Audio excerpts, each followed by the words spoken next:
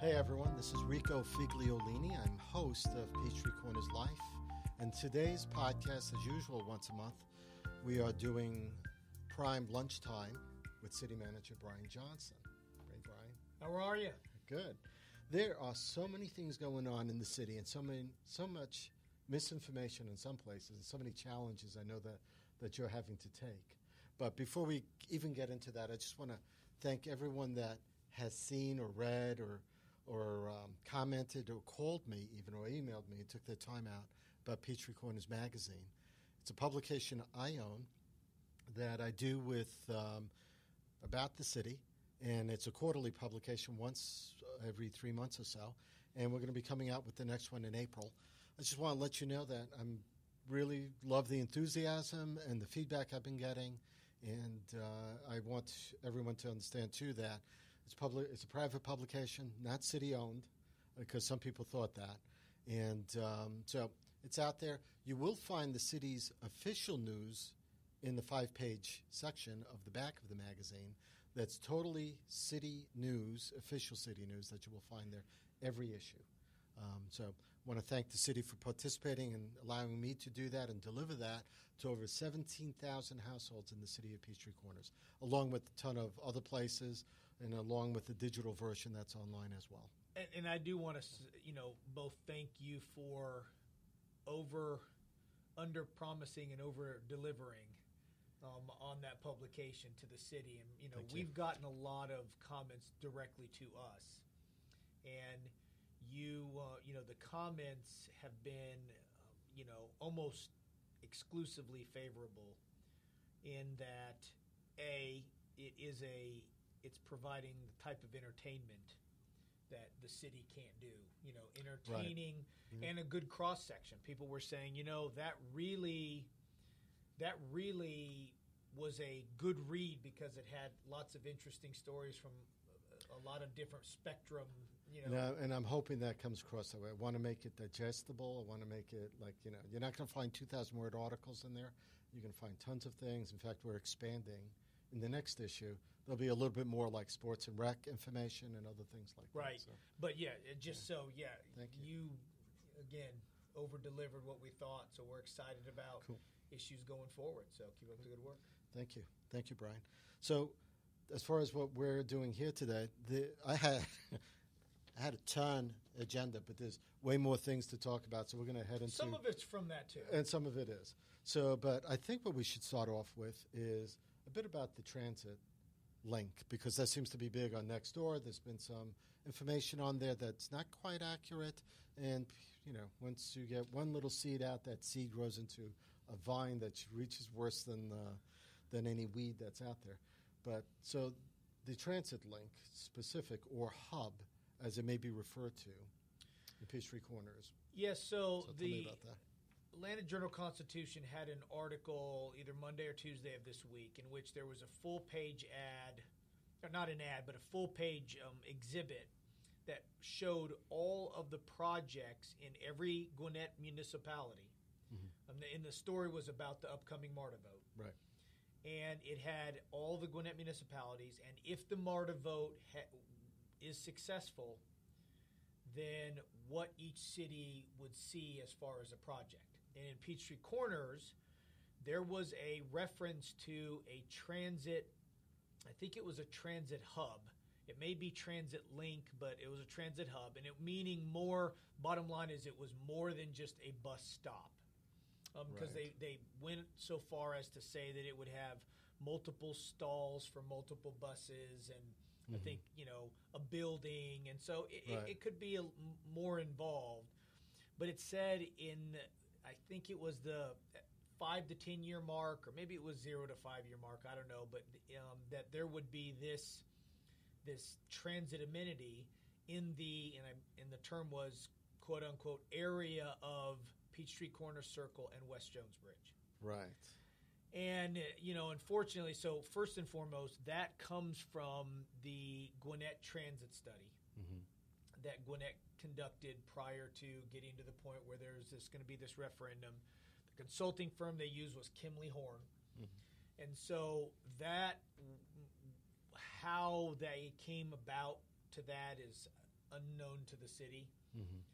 But it has unfortunately created a bunch of, and not wrongly, but a bunch of, kind of consternation about, whoa. What's going on in this area? Because when those of us who live, or work here, we know that intersection is really developed out. I mean, it's got a big Peachtree Corners Baptist Church. It's got a big campus there. Right. And not just a church and the gym, but athletic facilities on the other side of Peachtree Corners Circle there. You got Cornerstone Christian Academy, that's right there. You got the YMCA there. It's really built out. So when people think about that, they're like, whoa, what, where would this go? Is it going to be taken? Right. So it's not, I mean, the city would never, since the city...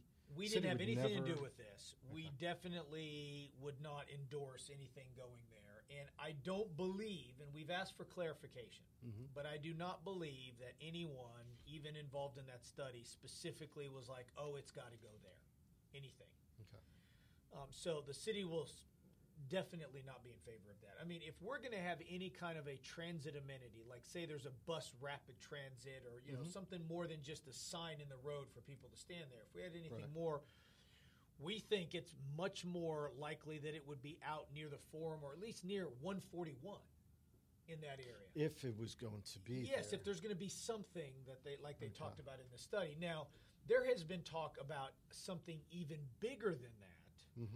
In the form of some sort of a link between multiple jurisdictions that have their own internal transit. By that I mean we have a location, kind of a corridor of the city in which really 3 counties come together, Fulton, Gwinnett, and DeKalb. Right. And that's in the area of Holcomb Bridge Road, from the north end of this corridor would be Spalding, and the south end around Jimmy Carter Boulevard. That area has 3 counties that really come together. And so if there was a strategic transit initiative where you were like, especially after the ATL gets its legs underneath them and starts to really look at things from a global perspective, that seems to be a good corridor for there to be some sort of a coming together of maybe bus rapid transit or whatever, especially on an east-west connection in the north side of the perimeter. Going from Jimmy Carter, or just Holcomb anywhere in the north of 285 across the north end of the perimeter. I mean, State Route 140, Holcomb Bridge Road, gets you east-west. Right. And so that that stands to reason that corridor may be a good one to have some kind of bigger deal. But again, these things are so far out, we don't know exactly where. For anybody to be pointing to any particular parcel is so premature, it's not even funny. Okay. Given that, but given the nature of people, and given that we have to talk about that, where the possibilities could be, because you want to be aware of it going forward. Yep. Jimmy Carter and Holcomb Ridge Road makes sense to me because if they're going to bring MARTA up 85 and Jimmy Carter, the OFS site, right, that would make sense that stretch then would be some sort of transit stretch, right? Now, some people have spoken about maybe the old Outback Shopping Center, where you find Fur Kids, Dunkin' Donuts, the Goodwill there. So there's a bunch of stores there. It's so there's that. Some people have thought about that. Now they've thrown around the word hub, which in my mind, coming from New York or even in other people's, you talk about a building, maybe a parking deck, and being able to have 4 or 5 parked buses, stalls. Never a good-looking type of place in a long haul type of thing. The first year it comes out, it might look fine, but as things go on, those things tend to age badly, in my mind. And that's surrounded by homes, office, residential office. More likely, it seems to me, the other side of 141 of Peachtree Industrial Boulevard, which is industrial office, would probably make more sense as a transit hub. It's hard to argue with that. Right? So it's hard to argue with that. Now, I do know that when this concept of a true hub, I mean, not the one that we just talked about from the study in the article, but I'm talking about really doing something with transit, using transit as the impetus to make a big improvement. I do think the talk has been, if that corridor is a good place where you've got 3 different counties and their transit stuff coming together, would be maybe, creating some sort of a version of, say, like the Lindbergh Station area of MARTA, but around bus rapid transit. So in other words, it wouldn't just be some sort of a, two different buses coming together at one location with a parking deck. It would be a mixed-use development that's around transit, like the Lindbergh Station. And that would make sense. So describe that, because that makes a lot of sense. And so that's a mixed use in that what you do is you take some sort of a primary driver of activity. In the Lindbergh Station case, it's a MARTA stop with bus leaving that also. So you can get off of MARTA on there and get onto a bus and continue parts local or vice versa. Okay. They use that as the main driving force to create a mini city, a mixed-use city, where you end up having buildings that were a mix of like retail on the ground floor, maybe commercial on, say the second, and then residential above that. So, and then it's the driver's activity for transit. People want to live close to where they can get on and off, and then that tends to breed other, it's the activity begets activity thing. And so Lindbergh Station's a great example of how you can do it. And New York City has lots of Sure. examples of that. That is the thinking on the 140 corridor is that kind of thing, not like a park share or Yeah, park. No. All right, we're talking about the ATL. One of the first goals they would have, as far as a need that we don't have, is we don't have really good east-west transit connectivity north of 285 because MARTA doesn't run east-west up there. Right. And you got multiple jurisdictions. There's not a clear roadway to use, and so there's going to be a big push probably on bus rapid transit, dedicated bus lines, maybe even buses that are connected to where it almost looks like a train on wheels. Seen those. But doing it in the north end of the perimeter. So our thought is you get those kind of things, rubber-tired trains almost coming together. With a dedicated lane. Yes, with a dedicated lane. Yeah, because putting a bunch more buses in amongst... It doesn't solve anything. No, I mean, because if I'm going to be in traffic, I want to be in my own car listening to my own music or on the phone or whatever. I don't want to be on a bus. Right.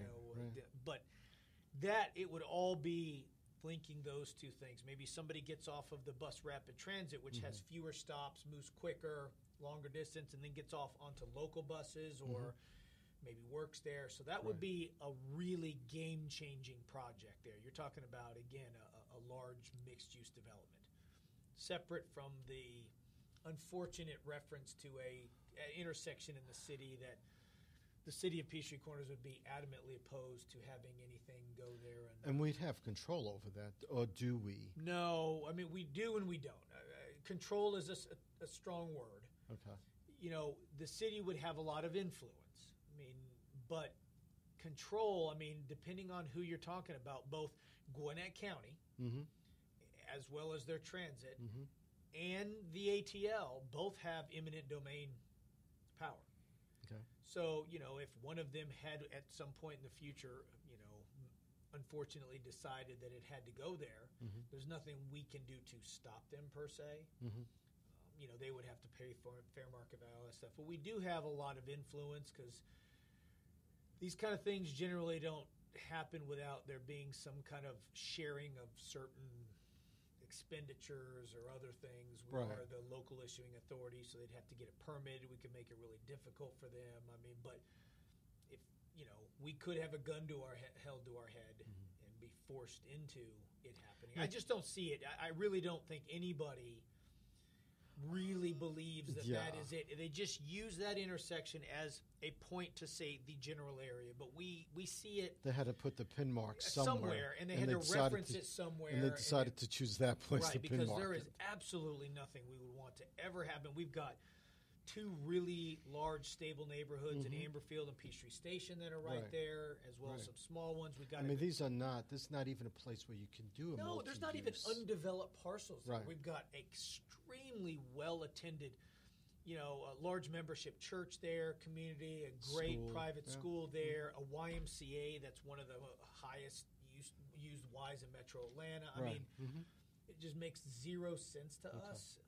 But unfortunately, when it's thrown out there, it gets people worked up, and rightly so. People, they should be. We were also kind of like, whoa, Why did such a it's too bad when level of specificity needed to be used? It's for that? too bad when that plan was put out to the public for public comment that no one picked it up at that point to say, move that marker somewhere else because that's not correct. A less detailed description, like somewhere in the western part of Peachtree Corners, and something more vague and nebulous, so at least people know that look, they're looking to do something in this general area, but they haven't pinpointed. Yeah, because if I was, if I had a house like say in Amberfield that was right near the Y, the values would drop. And I would see that, I would be like, whoa. And I can't see that happening because the residential values would drop on something like that most likely in that type of area. Now, when you have a more dense area, apartments, that's a little different because that's... Or a driver of activity. Again, people wanting to get to the Forum or the town center. Correct. Because they have a reason to go there. That drives them. Yeah. So to us, it makes sense to move it out to 141 closer. Somewhere there. I don't even see on 141 where that could possibly be south of the river, going straight down, where that could possibly go. I mean, unless it went like where? Technology Park land? Well, you've got a couple of office buildings, on 141 that are currently vacant. 3-4 story ones. Okay. I know one is on the east side of 141, but it's currently just went through. I want to say the auction block on that one. Did it? So there's some locations in which, I'm sure you're seeing demolition and then a new build. Yeah, and I've heard talk about, like, even the Goodwill Shopping Center. There's problems there as far as the owner, which is a and Wesleyan is right behind it. There's not an easy one, but, again, this one particular location just wanted to get it out there that at no point we do not want, and we've asked for some official clarity on that from Gwinnett County its consultants to say you need to kind of elaborate a little bit on this because that's not a particularly good thing to be leaving hanging. So more to follow. Hopefully they get back to you before the election. Correct. The vote, that would be nice. What was that other thing you mentioned earlier? That was also another besides the transit hub, the legislation session. At the Capitol. Well, now you're going into a whole different area because the General Assembly is in session right now. Right. And with it comes, unfortunately, so many possible bad outcomes, it's not even funny. Yeah, so it just gets old to play defense all the time. Well, the session started early with a bill that was introduced. It was House Bill 302 that would essentially preempt cities and counties from enforcing design standards on the exteriors of buildings. Was it that, or was it also building materials used? That was last year. Okay. So last year, the General Assembly did remove the authority for a city to determine or enforce certain building materials. And in this case, a couple of cities near here, I know Johns Creek and Sandy Springs were at least two that had. We were considering it, but buildings that were higher than 3 stories, so 4 stories or more. Right. There was a requirement to make structural steel as the structural material that needed to be used. As opposed to just wood. As opposed to just wood. Yeah. And there was a push back by, my understanding is the timber industry, who stood to lose. And lobbyists. And they lobbied and successfully had the General Assembly change it to where only the state can do that. Cities and counties are not granted the authority to regulate material when it comes to that, even if it's, in this case, you can make an argument that maybe it's a little bit safer as you get bigger. I would think. But they were just saying, look, building codes, they'll take care of that. You don't need to. So that was one. Now, House Bill 302 this year is about exterior. So now you're talking about cities regulating things like color or prohibiting things like, say, vinyl siding on the side of certain buildings in certain areas. Right. And the argument is, well, should government be the one to be deciding, that kind of stuff? And, Gwinnett County has done that for the longest time. Sure, lots of conditions cities of doing it. They do. Now, again, this bill would make it just a free-for-all. I mean, in other words, we could not end up having any restrictions against this stuff. So someone could come in, paint a pink house, Yep. or put up a 3-story pink building if they want. With vinyl nothing. siding right next to $500,000 houses that are in covenant-protected subdivision. Nothing the city can So do. not even overlay plans to a district where the overlay might say, these are the type of materials or facades that should be allowed here, or construction? There were exceptions? a few possible exceptions for overlay district, like a historic district. Okay. There were, but then of course that's a big major muscle movement just to put those things in. Yeah. And they have other restrictions too, so you've Right. got to be careful about that. So, again, City of Peachtree Corners does not enforce much of that. I mean, we don't have a lot of it, but we do keep an eye on facade and exteriors, especially in keeping with what we generally like to call the character of the area.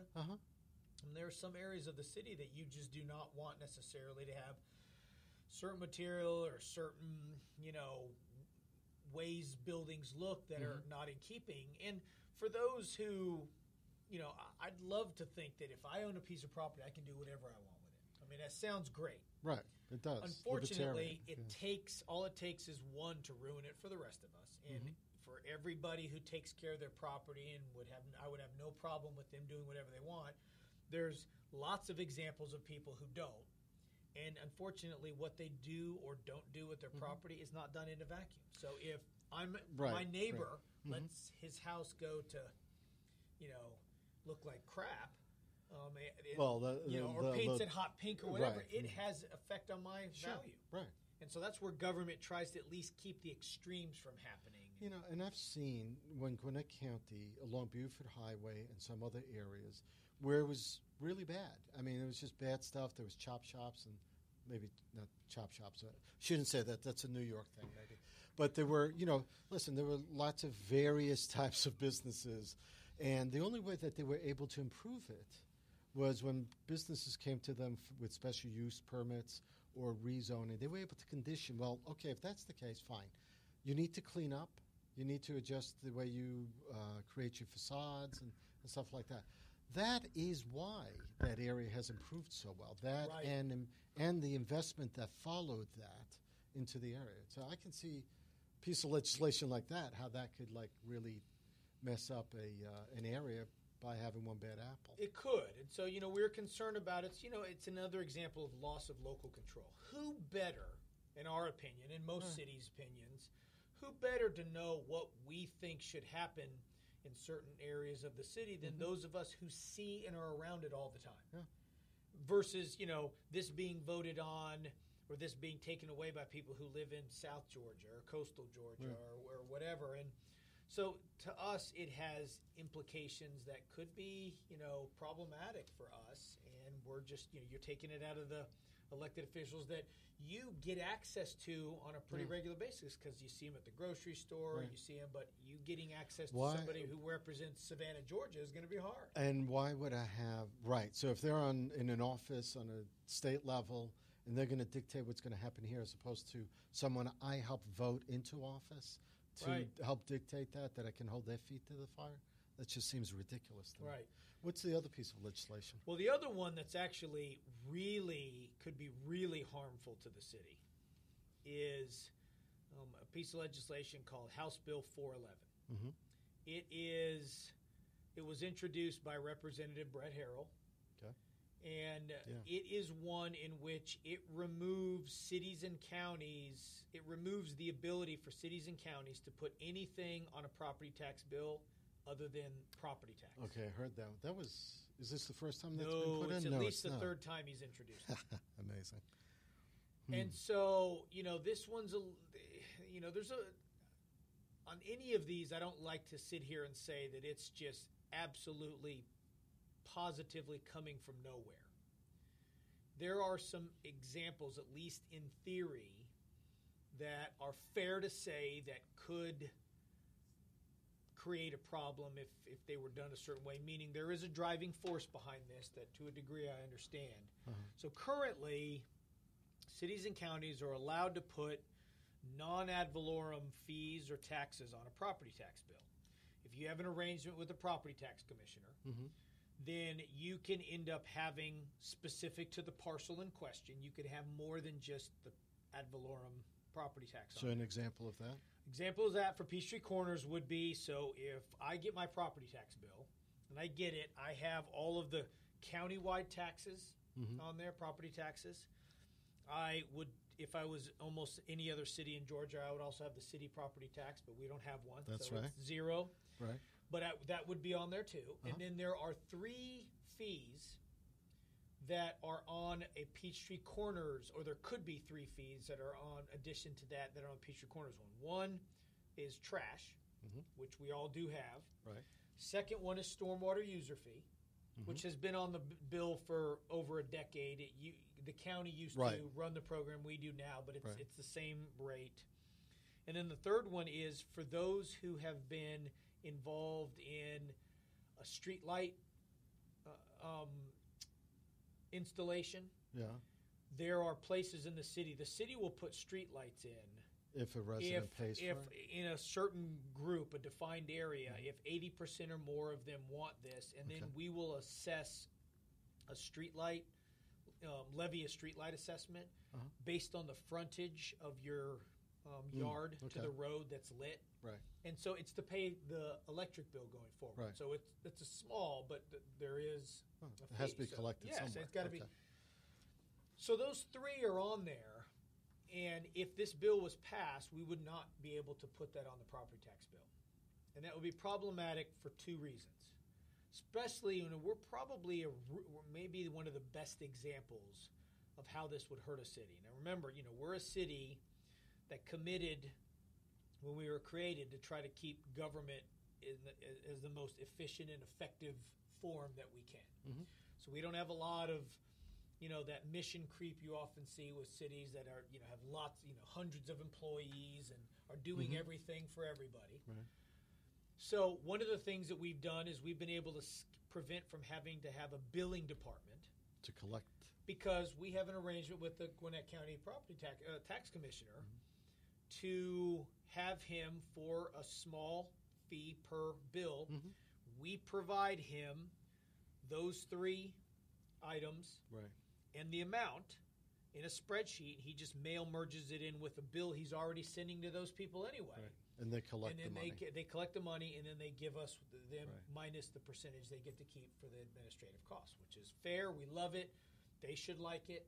Gwinnett County itself does it. For Gwinnett County government has fees on the property tax bill that are not including the stormwater elsewhere. Any of that would go away. With this HB 411. So that hurts us in 2 ways.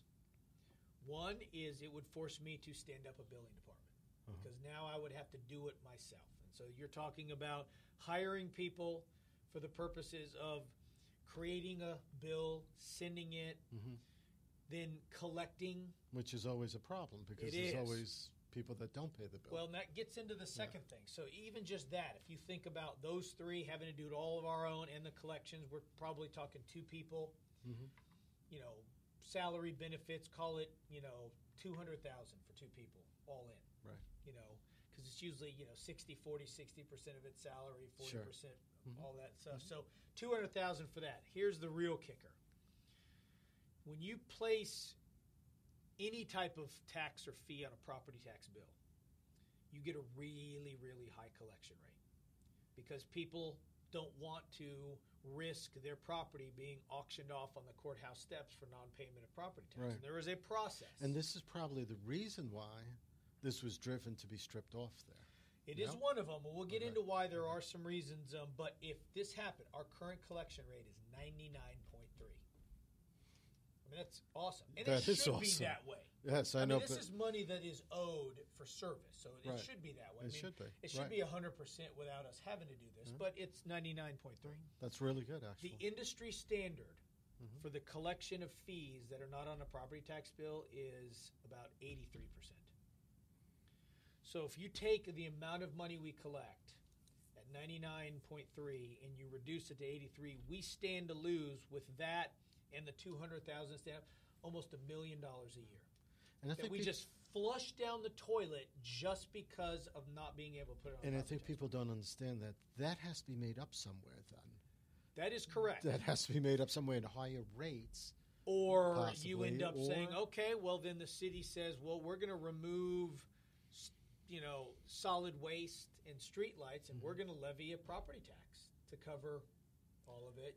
Because the city would be able to do it that way. Yes, we would be able to do it that way. So but we don't want to do that. Right. We really, really don't want to do that. We think this is the best way, and the reason we don't is, let's just take stormwater, for instance. There's two ways cities pay for drainage: property tax or stormwater user fees. We much prefer a stormwater user fee for two reasons. One, it's based on the burden you place on your impervious surface footprint. So it's not a random amount based on value of property like ad valorem is, Right. like property tax are. And I saw an assessor come around the neighborhood this week. Right, and so, and there's some, method to that madness, but it's still a valuation. There is no doubt that if you have an impervious surface footprint of X, square feet, it's there. You can wheel it off. You can do GIS over. It's there. You have that much parking lot or sidewalk. So it's all or based rooftop. on it's on a concrete real, or pavement. So it's based on a real world, burden you place on the system, and it's equitable. Meaning, if you got a big church, we got some big churches here with massive parking lots that generate a lot of water coming into our system that goes fast, has a lot of volume, and oftentimes is contaminated because parking lots, you got oil and everything, and we have the burden and the responsibility of cleaning it and monitoring and all that kind of stuff. Well, if we paid for drainage through property tax, the churches would be exempt. The nonprofits would be exempt. Wow. Because they're tax exempt. Never thought but about yet they that. generate runoff from drainage. Yeah. They burden the system. We have to pay money. So it's more equitable when everybody pays their fair share. Interesting. I never knew that. So we don't like to do that because it's just not fair. Instead, it puts more of a burden on you as a property I totally owner. agree there, So anyway, we are trying now. There are a few areas. This bill comes from a couple of things that even I would agree, the City of Peachtree Corners would agree, stand to be improved. One, we think that there could be a little bit better of an education on how property tax bills work as it relates to filing your taxes, which you could fix by putting something on the property tax bill telling people that before they claim an exemption for their property tax payment, they need to consult a tax professional. The reason is, one of the arguments that need to do this is, well, this is contributing to some people fraudulently filing their tax return because their escrow builds in the total amount of their property tax bill. And in some cases, it has fees, not taxes, on their total bill. And they can't separate So that? they're not supposed to. I mean, you can't exempt fee on, that you can only exempt tax payment. Right. And so, in that case, if it happens, okay, I got it. That's one argument. Another argument is, if you took the process in place, ran it through its end result, there is a scenario in which Aunt Mabel has a house, her property tax bill comes in, she pays all of it but maybe the last $35, which happens to be her stormwater user fee for the year. She didn't pay that. And technically, it's in the eyes of the law looked at that she didn't pay her property tax bill, so she is delinquent. And if she didn't respond to all the public notices or whatever, her house could be auctioned off on the courthouse steps based on non-payment of a fee. But in theory. Right, so how many times has anyone, Brett Harrell, Zero. how many times? Zero. We cannot think, we have 2 years ago when this came up, we couldn't find any city that actually did that. And I'll be the first to tell you that there's no way that I would have my staff and municipal court judge do that, put my council members or myself in a situation where you're having to answer to somebody to say, you let Aunt Mabel's house be auctioned off because she didn't pay some fee. No, thank you. That doesn't make sense, right? But you want to be able to actually have that ability to go after someone. Well, no, we already do. What I would say is I would have no problem if the law was clarified to say that you cannot seize somebody's property for the non-payment of a fee. I would have no problem with the law being changed to clarify that tax and fee is we different. discussed that last year. We did. But that's still not the way That's correct. the bill He was is put not. up. And so I'm trying to find an opportunity to say, look, I can help you fix some of what he, I think, is believing is some holes in this process that could be abused. Mm-hmm. And on paper, technically, he is right. Right.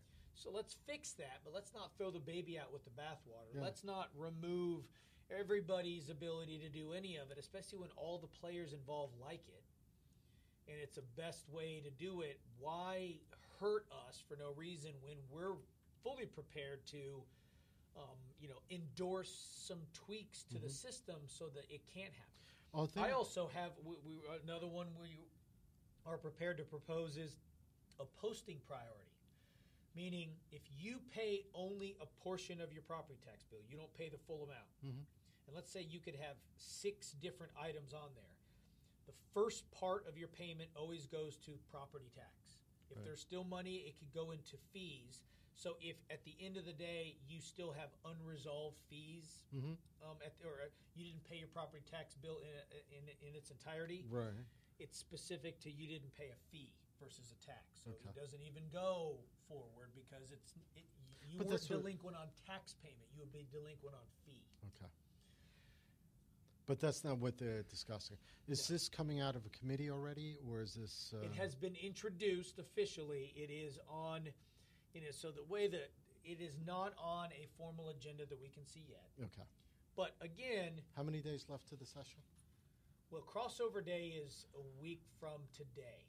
Crossover days. That's the last day that one bill can leave one chamber of the General Assembly and go through the other, and it still become a law. So if this is still not on today was day 24, legislative day 24. So this has to happen into a committee, come out of a committee, get voted on in the House, then crossover? It does. Well, there's a number of ways it could happen. And don't, this is not like Saturday morning. No, but now understand that, Representative Harrell is a very influential member of the General Assembly. Mm-hmm. He's the House Ways and Means Committee chair. Right. Yeah, so he could put it through and he could get it through the House chamber like that. Yeah. And, it's great. Look, he's done some, great things for, the state and our area. He is a Gwinnett County representative. He's a former mayor of Snellville, lives in Gwinnett County. But it still has to go through the state Senate. But there could be a companion bill that's dropped on the Senate side that mirrors his. That could be happening. They could just cross each other in the night. That speeds up the process. Near the end, you have some of these bills are attached to other bills. Right. And it becomes an omnibus bill and has a lot of other stuff to it. But sometimes other bills have... And other amendments to the bill that has nothing to do with the bill. Absolutely. Everyone gets a little peck in there, maybe. That's why, if nothing else, lobbying, having people at the Capitol is as much like keeping the dark of night type of stuff from happening as anything. But lobbying is the worst thing in the state of Georgia because there's no transparency. There are people out there that are registered to lobby, and then there are people out there lobbying that don't register. Oh, I agree. It's just a phone call. Who would know the difference? And money, it's just like ridiculous. Right. So anyway, those, we've talked about it before. Yeah. Legislative sessions just have the potential for just stuff coming out of there that could be really harmful. Yeah. Really harmful. Glad that you're out there. Because you're a lobbyist almost, right? I do. On behalf of my as the city, I can go down and advocate. Yes, okay. I'm not a registered lobbyist. No, but as a but rep I do of the have city, some you're flexibility as a representative of the city to go down and advocate for my one. What I don't do is do it for anybody else, and that's where you start getting into needing to register as a lobbyist because they have multiple clients. I don't. I just do it for one, and that's it. But yet, I am down there advocating for, in some cases, bills that'll help us, but unfortunately, more times than not, for bills that would hurt us, and I'm trying to... Unfortunately. Yep. All right. I want to just go through a couple of quickie things, and then we can... I know you have a short list there, but just so that we can put it out there. The Veterans Monument. Sounds like this past Tuesday's City Council meeting, the city government has helped out to make sure that Veterans Monument gets completed. We are the last, call us the last contributor to that effort to make sure that it is done at the level that it originally went to. So we don't know the final amount yet because there's still some promises of contributions that are still coming in, and there's some uncertainty as far as final costs of certain things, but we basically said will be the final contribution for it to be done at the level that they've wanted. So it is. You can call it fully funded now. All right, excellent. Because that wasn't. I don't know if it was halfway or not quite halfway. So, but the city's going to help. That's not to say that if anybody just understand that this thing still takes maintenance. Yeah, it still has. What's one of the coolest things about it is it has an interactive component. Yep, can't wait to see it. You'll be able to go out there and take your phone and automatically link up into, in some cases, first-person interviews with somebody who has a brick. Yeah. Whose name is out there, or somebody who bought a brick for a relative and they're telling about their history. And so you don't even have to read it. You can hear it from the people themselves. That's awesome. And there's still pavers that can be bought.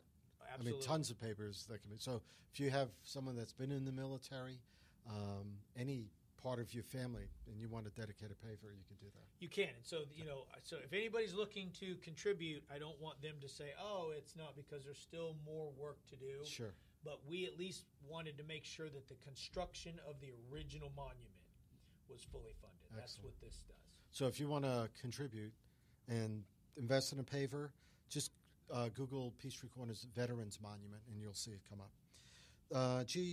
The Georgia Department of Transportation on the multi-use trail study. That was looked at this past city council meeting? Yeah, there are some funding sources out there, oftentimes either through Georgia Department of Transportation or Atlanta Regional Commission. Okay. For us to be eligible for some of those funds, we needed to do a study on certain areas of the trail, and we have to cross certain T's and dot certain I's. Right. That study was really essentially us staying as a viable candidate for some much larger funding sources than we would normally have. Okay. And this is important for some of the sections that are more complicated or require more money. This allows us to be submitting for grants from ARC or GDOT that could get some funding that makes these trails happen much quicker than they would if it was just us. Oh, okay. So this would be additional monies maybe that you guys it certainly will open up the door for additional monies. All right. The roundabout construction, there was an update as well. Do you want to share that with us? That one was just, we had to do a slight change order. Georgia Power has a vault, an underground vault where they have a lot of the power lines coming into that needed to be moved. Okay. Beyond what initially it was supposed to be needing to be moved, and so it was utility conflicts that just had to be resolved. Okay. And people don't oftentimes realize how complicated underground you got when you have you got power and gas and water and sewer and telecommunications. Oftentimes you can have 5-10 different fiber optic lines from 5 or 10 different companies. Yeah. Telephone, all underground. I think most people see the colored dash marks that come into the neighborhood sometimes. So it's complicated. So that's what that was about. But it's still blowing and going, as you can see. Yeah. As long as Mother Nature. It's unbelievable the amount of rain we've been having. I'm coaching my son's baseball team, and the spring season's supposed to start in about a week from tonight. As a matter of fact, we've been in practice for 3 weeks. We have not been able to use a field yet because of the rain. It's been crazy. It has. It's been crazy. It's not just that. It's Alta tennis. It's a bunch of other sports. Right. Any of the outdoor sports. Well, even on the days that it didn't rain, in some cases, like this last Sunday and Saturday, it was pretty. Right. But there had been so much rain last week that the fields were unusable, even though the day of the weather was pretty. Right. We couldn't use the field. Yeah, and it's interesting too because Gwinnett County Parks does a great job of taking care of these fields and drainage and all that, and that just tells you how much rain. But you can't, you can't abuse the field when it's wet because it'll tear it up. And there's no point because long term it'll just kill it. Happy hour regulations citywide. I know something happened there.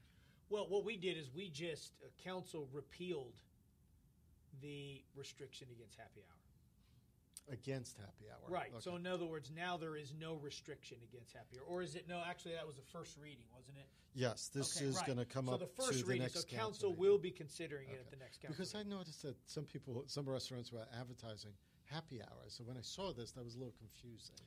Well, they call it happy hour, and technically happy hour is just a term in which somebody adjusts the price of alcohol in a short period of time within the same day. Right. I mean, happy hours are oftentimes more than 1 hour now. But a lot of cities have a restriction against changing the price of alcohol within a short period of time. Ours was within 2 days. Within 48 hours, you could not change the price of alcohol unless it was good for at least 48 hours. Okay. So happy hour, so you obviously could, not. right. And so there was that. But there were, a couple of things. There are ways to try to get around it. Sometimes they tried to couple it with food, so it was like a package, so it wasn't just the alcohol. Right. Others did it for the whole weekend, and others just called it that. So because it's hard to regulate anyway. You'd have code enforcement going out there, and so it was maybe not as equitable as it needed to be. Hard to enforce, and so what's been laid out in front of council is it in place for a real reason? We inherited it from Gwinnett County.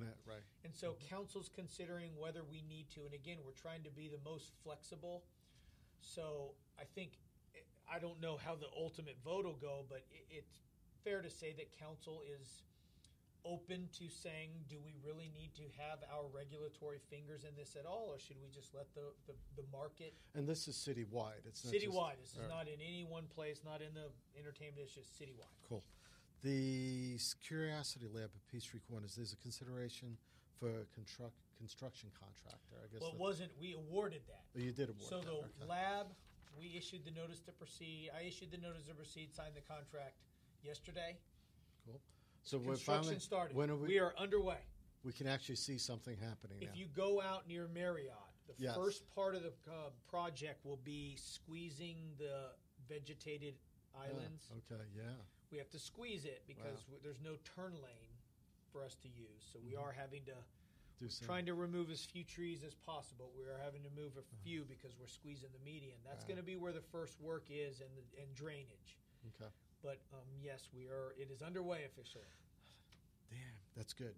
We finally can see something happening. There was another zoning ordinance change on medical uses. So what I noticed is that when I went into the package, actually, so these were just changing current uses and adding proposed uses. Like instead of just doctor, dentist, chiropractic offices, it would be medical office. Right. So what we did is our old code did not specify medical use as far as inpatient versus outpatient. Okay. So what we had is we had some vague definitions of medical use, in which mayor and council, some examples came up as to whether we wanted inpatient in certain places of the city versus outpatient. So, there is a difference if you have a doctor's office in which they're only open from, 8 to 5, and that's it, versus maybe an inpatient substance abuse treatment center. There are differences to that. Okay. And so we needed to define, this is not tied to a project. This is tied to zoning. It's tied to zoning, but it's for us to get ahead of this, and before somebody comes in and maybe ends up being able to place something in an area we didn't necessarily want them to.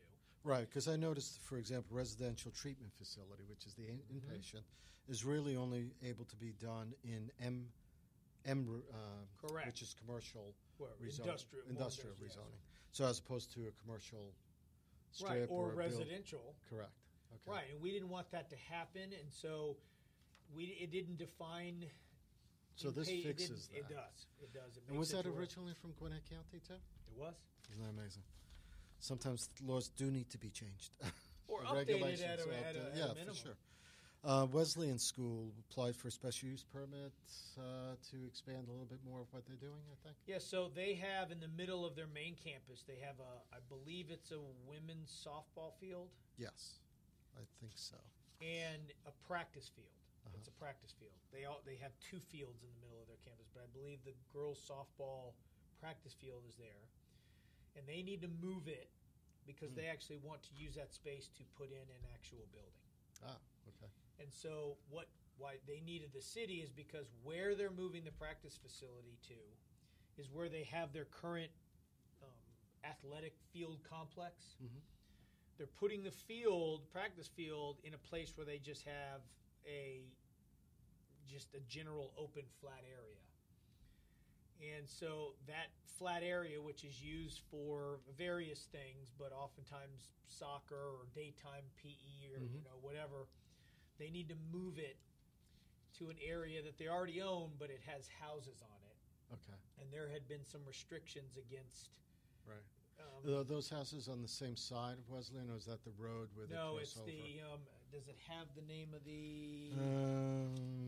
Spalding Terrace. Spalding Terrace is that's the road that is almost directly across from Norcross High, and it goes down there, and it's a dead-end way in there. But Wesleyan owns most of the properties on their side of Spalding Terrace as you enter. Mm-hmm.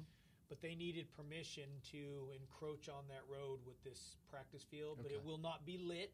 Mm-hmm. They will not have any organized games on the field, and there will not be an entrance to it off of Spalding Terrace. You will still have to go in through Wesleyan's main campus. All right, cool. Great. That just in case people are looking at that. We have let's see, $1.8 million that came in through Prototype Prime. Let's talk about that. We are standing in a building that we will soon own outright. Uh-huh. So a while ago, we submitted to the federal government for an economic development grant. And the grant was for Prototype Prime. Right. And our argument we were making in this EDA grant was one for initiatives that create jobs. Mm-hmm. And we made the argument that we're creating jobs here, and we made the argument we felt we were doing a decent job at it, and they agreed with us. Okay. So they agreed to invest $1.8 million into it, which allows us to buy the building outright. And then that, of course, frees up some resources that we normally would have been paying into our monthly lease to invest in some other things here to, again, better foster more job creation than we've currently got. So we're kind of shifting into another gear. So we're pretty excited about that. I mean, we're going to, No, that was great to be able to get that. I mean, it was. I mean, again, it's also nice to have really an independent party look at the operation we've got here and say, yes, we actually like what you're doing there. You're doing a good job, and we're prepared to invest in. Because this is an investment by Uncle Sam into this facility through us. Right, and there's some strings attached, I think, to a degree now. Well, the strings are that we have to continue to use this to create jobs. Okay. We can't own the building and all of a sudden we're like, oh, we're going to make it a senior center. Right. We have to. It has to be what it for is. Job creation. If not, we need to pay the feds back their $1.8 million. But as long as we're using it to create jobs, then we're good. Census 2020, I notice, is on your list. So we'll be talking about that coming up. That has really started. It's time for us to start thinking about that. And one of the things that we're doing, I'm going to brief council at the next work session, and we're going to create a complete count committee for just the City of Peachtree Corners. And it's a committee who's comprised of members of this community for the sole purpose of trying to maximize the accuracy and participation in the upcoming census, which is hugely important because every person is worth around $1,300 per year in federal resource allocation. Because a lot of federal grants and other stuff are based on population. And so if you are undercounted, you are eligible for less money from the federal government than if you have all your people. So it's critical that we get everybody counted because we all benefit if all of us are counted. That's probably why. That's definitely why the big cities are worried about being undercounted, because then they still have to supply the social services and all that. Absolutely. And so this process is important because, again, there are lots of examples of why people aren't counted. And this is also going to be the first census in which there is not a piece of paper that's part of the census. It's all being done electronically. Really? Yep. Oh, jeez. It's you go to a link. Yeah. And you fill out, I believe it's 13 questions. Fill it out on the link and... Well, but a census person has to do that. No, not at all. So the way it'll work is when the official... Because I thought it was longer, that. Or are we talking about the same thing? Well, there's a couple of phases to this. All right, so I think it's around next March, so we're about a year out, is when they're going to open up the window for people to go to the website and fill out their census form. Now, when you go there and you put your address in, your address, if especially the city has done its job, is in a database. You can't just go on there and fill it out randomly. The census has a database, and it is tracking your address. Okay. And so when you go there, if you put your address in and it's not in there, they're like, we don't see you as being a eligible, individual to be counted because we're not tracking that you can live there because there's no address associated with it. So that's why it's important for us to have kept them abreast of the situation as it relates to new construction and all that kind of stuff. New construction we do annually. We do two things. We do a boundary and annexation survey. If we grow, our boundaries change, we have to do it. And then we have a local update to census address iteration we go through to make sure that they have, to the best of our knowledge, all the addresses in the city. Okay. So when that window opens, everybody will be encouraged to go to the link, put your address in, fill it out for your household. You're done. When that window closes, then the Census Bureau will look at all the addresses in Peachtree Corners and say, we have a bunch of addresses that nobody's filled anything out.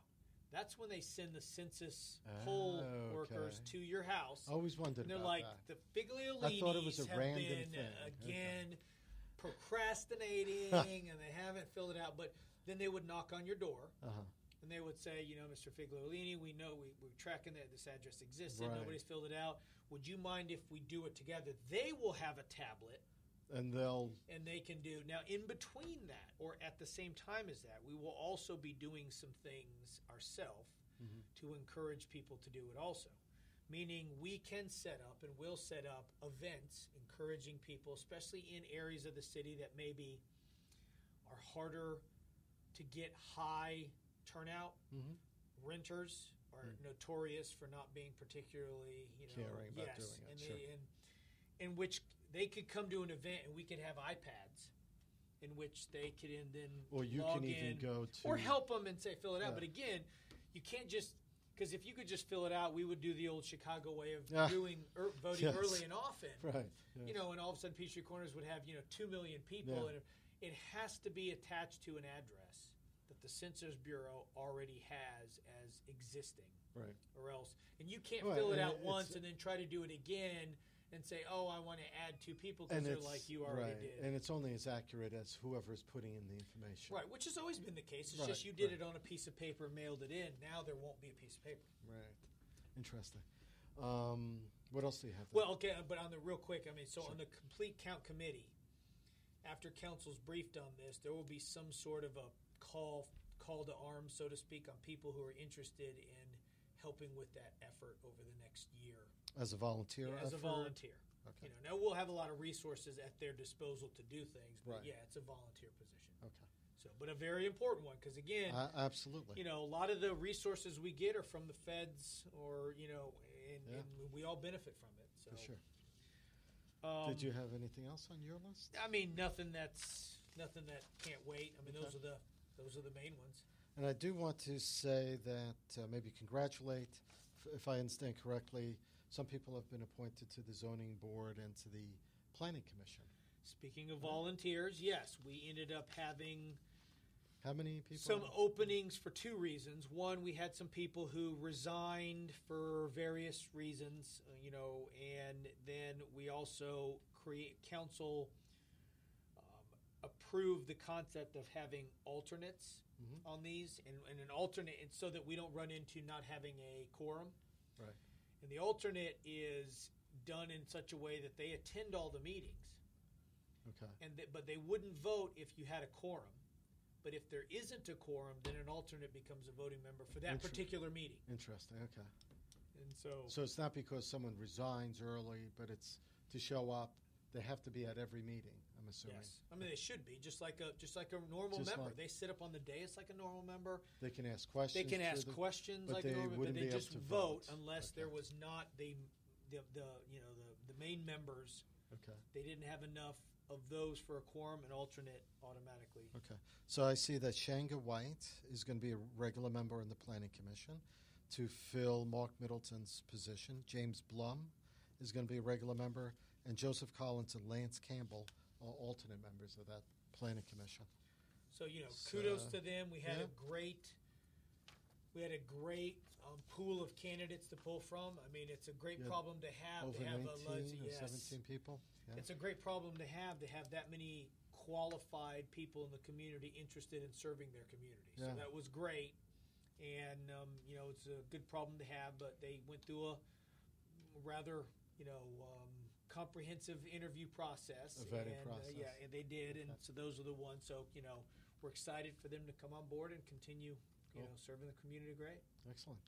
Great hour, lots of stuff. I'm going to try to timestamp this so this way people can go right to it, to any particular topic if we can. I want to thank you for coming out, Brian, of for course. doing this. And we are at Prototype Prime. I want to thank them. It's an incubator here in Peachtree Corners.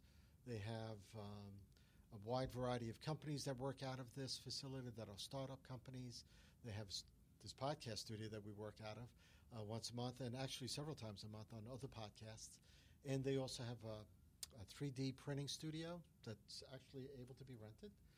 They are doing with Georgia Tech, they're doing a coding boot camp upstairs for pros, for adults that are not continuing education but want to add to what they're doing. They're also doing the summer coding camp for kids under 16, I think. 7 to 16, I think. That's right. This summer we will have a coding camp for kids. Yeah, so that in the incubator or upstairs actually in this building, which is great because that's just, a great place for them to be. It just seems like a natural fit for that. So just want to put that out there as well. You can find out more information on livinginpeachtreecorners.com or by picking up the magazine. Other than that, I think we're good. I do want to thank Explore Gwinnett. They're a sponsor of the show as well. And there'll be a new top 10 list coming out in the next week or so that I've put together with Victoria Hawkins. The Ed Hour is another podcast we do that'll be coming next week. Hopefully, we're working on a couple of guests, and just be in there, follow us, and if you think there should be questions that we should ask Brian, feel free to send it over next time. Like us on Facebook and follow us. Thank you, Brian. Thank you.